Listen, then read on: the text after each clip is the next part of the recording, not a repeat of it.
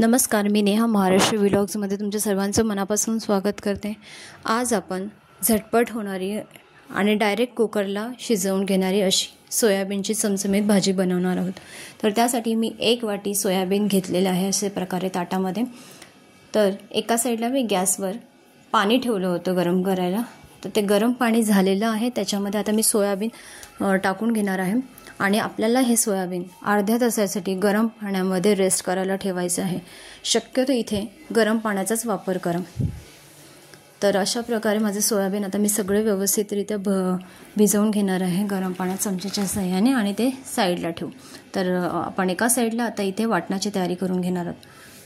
आपण आता कढईमध्ये तेल टाकून घेतलं आहे आणि 2 मीडियम साईजचे कांदे, 1 टोमॅटो आणि थोडासा आल्याचा तुकडा आपण ह्याच्यामध्ये वाटण्यासाठी परतायला घेणार आहोत।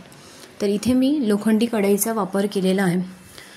लोखंडी कढईमधनं शक्यतो लोह आपल्या शरीरात जातं, या दृष्टिकोनातून मी लोखंडी कढई शक्यतो मसाल्याला वापरते।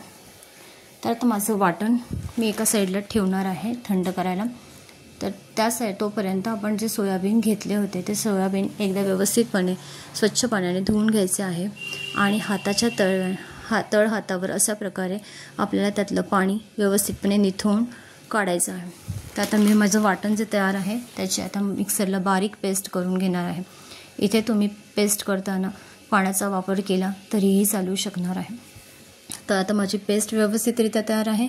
तर माझ्याकडे हा असा छोटा कुकर होता भाजीचा, तर या कुकरमध्ये डायरेक्ट मी आता भाजी शिजवायला घेणार आहे। तर 3 चमचे तेल टाकलेलं आहे कुकरमध्ये आणि त्याच्यात आपण जिरं आणि 1 तमालपत्र मी टाकून घेणार आहे आणि जे वाटलेलं मिश्रण आहे ते आपल्याला 2 ते 3 मिनिटांसाठी चांगलं परतून घ्यायचं आहे।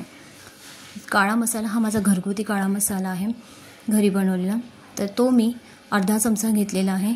लाल तिखट अर्धा चमचा आणि किंचित हळद घालून आपल्याला हे मिश्रण 2 ते 3 मिनिटांसाठी चांगलं परतून घ्यायचं आहे। त्यानंतर आपल्याला सोयाबीन व्यवस्थितरित्या त्याच्यात एकजीव करायचे आहेत आणि तुमच्या इच्छेप्रमाणे याच्यामध्ये तुम्ही पाण्याचा कमी जास्त वापर करू शकता। तर मी थोडंसं मिक्सरच्या भांड्यात पाणी टाकून ते पाणी याच्यामध्ये घेतलेलं आहे। मला थोडीशी लपलपीत भाजी करायची होती, तर त्यामुळे मी पाणी थोडंसं असं घेतलेलं आहे त्याच्यात। तर आता आपल्याला याच्यात कुकर बंद करून कुकरच्या 4 शिट्ट्या करून घ्यायच्या आहे आणि भाजी शिजवायची आहे। तर 4 शिट्ट्या झाल्यानंतर माझी ही भाजी व्यवस्थितरित्या तयार झालेली आहे आणि व्यवस्थितरित्या हे सोयाबीन शिजले गेलेले आहेत। तर आता मी एका वाटीमध्ये हे सोयाबीनची भाजी सर्विंगसाठी काढून घेणार आहे। तर ही सोयाबीनची भाजी तुम्ही चपातीबरोबर, रोटीबरोबर, नानबरोबर किंवा सिम्पली भाकरीबरोबरसुद्धा खाऊ शकता। ही भाजी लहान मुलांनासुद्धा खूप आवडते आणि ही पौष्टिकसुद्धा आहे सोयाबीन। तर ही रेसिपी कशी वाटली ते कमेंट करून नक्की सांगा। Thank you so much.